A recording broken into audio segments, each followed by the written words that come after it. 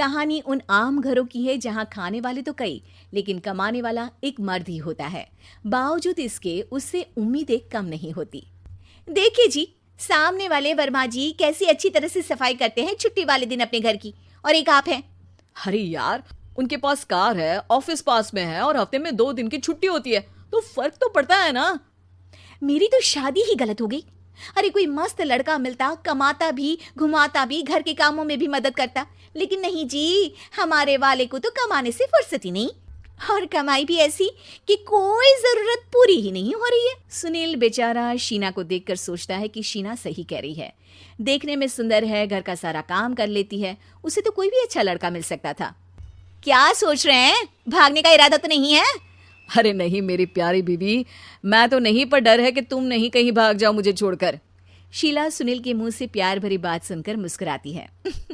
आप भी ना। सुनील एक दिन ऑफिस से घर आता है कि तभी शीना कहती है, सुनिए जी, वो मेरी सहेली आई थी, सारा दिन वो लोग यहीं थे, अब जा रही थी तो मैंने कहा नहीं नहीं, मेरे पति छोड़ आएंगे ना तुम्हें, तो रोक लिया मैंने।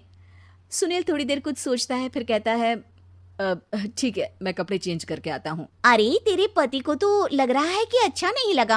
अरे नहीं नहीं, ऐसी कोई बात नहीं है, रुको मैं अभी उन्हें घर के कपड़े देकर आती हूँ।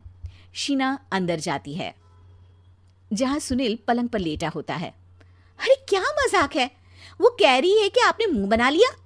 सही तो कह रही है, सुबह से अब ऑफिस से लौटा हूँ, एक कप चाय का तो पूछा नहीं, 20 किलोमीटर जाओ और आओ, और फिर कल उसी टाइम पर ऑफिस। अरे यार, मुझे गाड़ी चलानी आती ना तो बोलती भी नहीं आपको, और कौन सा रिक्शा खींच कर जाना है आपको। सुनील अब क्या बोलता। रात देर से आता है और सो जाता है। अगले दिन शरीर दर्द हो रहा है। अरे तो मत जाओ ना ऑफिस, चलते हैं ना मार्केट घूमने, फिर पिक्चर देखेंगे और रात में खाना खाकर घर वापस। सुनील जब सारे दिन की थकान वाला शेड्यूल सुनता है तो वो सीधे सीधे ऑफिस के लिए तैयार हो जाता है। अब आए दिन शीना की डिमांड बढ़ती चली जाती है और सुनील उसको पूरा भी करता, लेकिन एक दिन, ए जी मेरा भाई आ रहा है, उसे 2 लाख रुपए की जरूरत है। हाँ तो मैं क्या करूँ शीना, मेरे पास इतने रुपए नहीं है। हाँ हाँ पता है नहीं है, लेकिन किसी से लेकर तो दे सकते हो ना। अरे मैं किससे मांगू, मेरे तो जानने में भी कोई नहीं है जिसके पास इतनी बड़ी रकम हो। तभी वहां शीना का भाई शीनू आ जाता है। जीजा जी कैसे हैं आप? अब मैं ठीक हूँ शीनू, अचानक इतनी बड़ी रकम की जरूरत कैसे पड़ गई?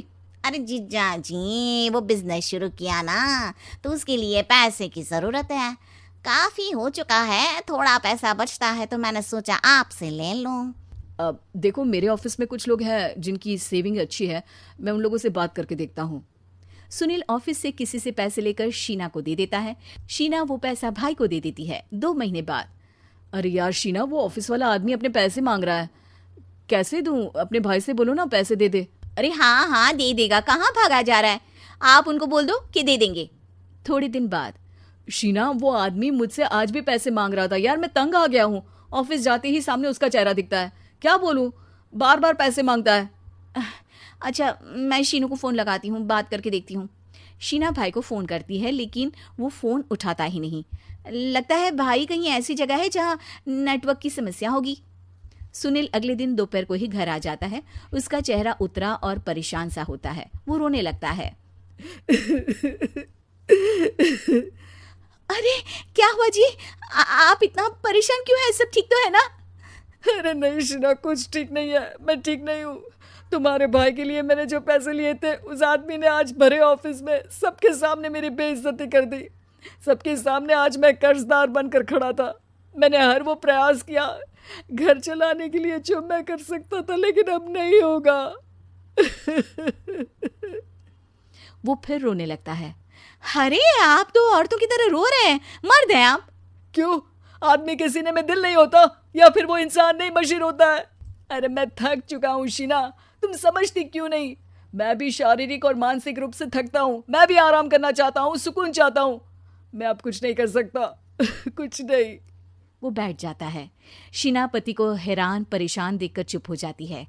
अगले दिन, सुनिए ये लीजिए 2 लाख रुपये, उस आदमी को दे दीजिए और बोल दीजिए कि आज के बाद किसी को पैसे के लिए बेइज्जत ना करे। सुनील पैसे देखकर राहत की सांस लेता है।